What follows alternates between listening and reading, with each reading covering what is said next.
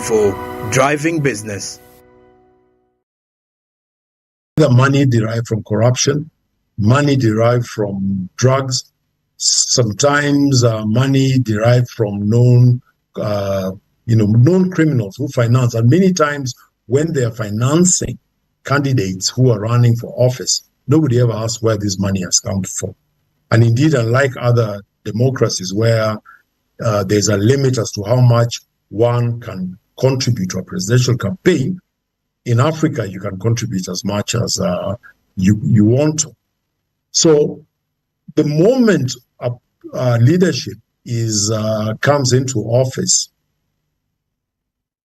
through not so ethical means, it's very, very difficult to expect that leadership to be able to bring ethical standards within the, either within the administration or within the country as a whole. I've always been of the view that you need a courageous leader, a leader who, whereas they recognize that she needs resources to get into office, they should be able to get into office and forget about those favors and become very Machiavellian. The first person who you deal with are those people who made you king, and those are those corrupt people. Put them in, and you just need to put a few of them in, and the message will be passed through. But the other problem which we face is that many at times, rather than developing and strengthening institutions to either fight corruption or to promote ethical practices, we tend to find leaders owning it as individuals and running with it as individuals. That is an initiative which can never succeed. It will have a feel-good feeling initially, but eventually we will find ourselves in a situation whereby it will run out of steam. So to go back to your question, how do we instill ethical practice into our populace? I believe that the only way you can do it is we must start from the top.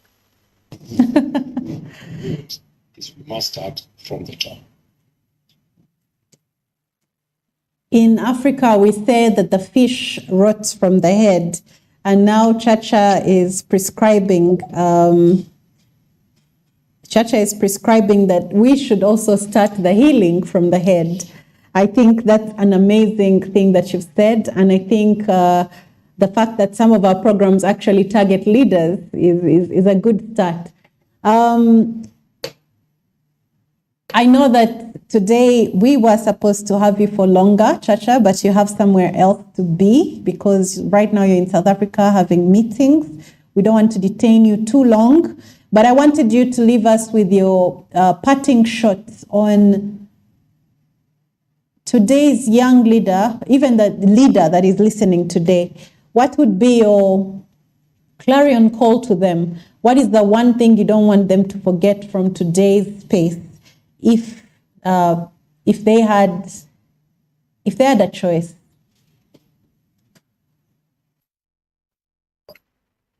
The world is a rich place. There is enough for all of us, but there isn't enough for our greed. And that is Professor Wangari Maathai speaking. That is what she left us with, and that's what I'd like to communicate to the rest of us.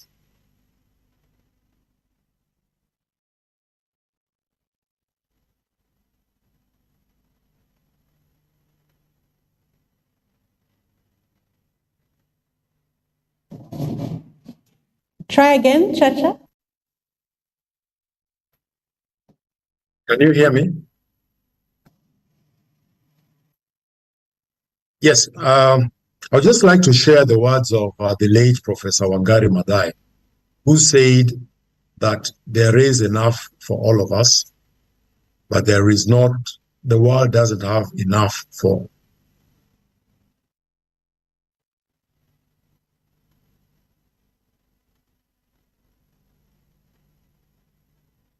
The world doesn't have enough.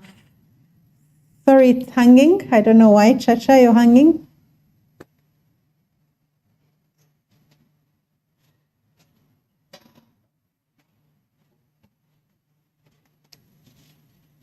Okay. There is enough for all of us, but the world, that was Wangari Maathai that you were quoting.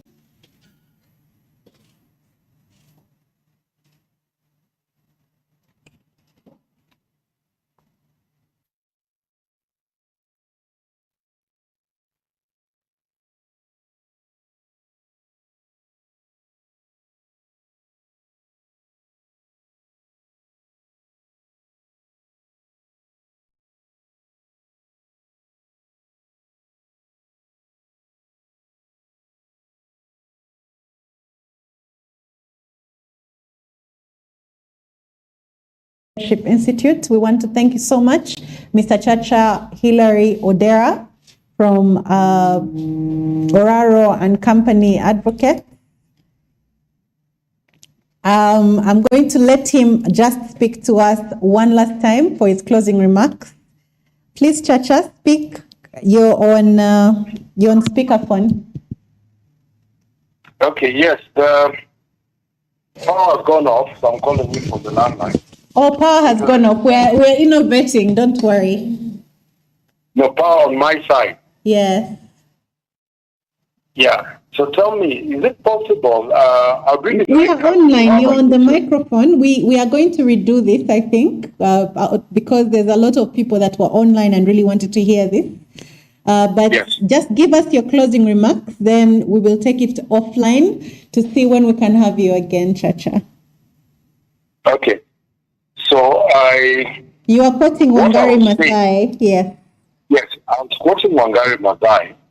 Wangari Maathai said that the world has enough to meet our needs, but not enough to satisfy our greed. So my part in short really is that if we are able to, during the time that we spend on this globe, do what we must do it ethically, there will be enough for all of us.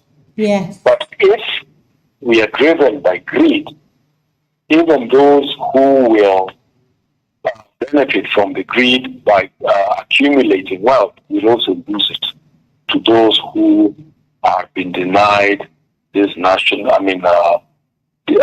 being denied their share of the pie. So at the end of the day, let's just be ethical. You don't need much in order to survive and to be happy. Just be content with what one has and be proud of what you've achieved by hard work and honest work. Wow. Thank you so much, Chacha. This has been wonderful. I like how you have been able to stay with us despite all the technological drama that we've had. Ladies and gentlemen, that has been Chacha Hilary Odera from Oraro and Company Advocates all the way in Kenya. He was speaking to us from South Africa. And we really commiserate with our brothers down south. Usually they act like they're in Europe, but I'm told right now load shedding is making them more African than anything else. We hope that gets solved, but we also need to remember that some of our dams have also had issues in Uganda. And for as long as we have people that are eating, as Chacha says, our fish will keep rotting from the head.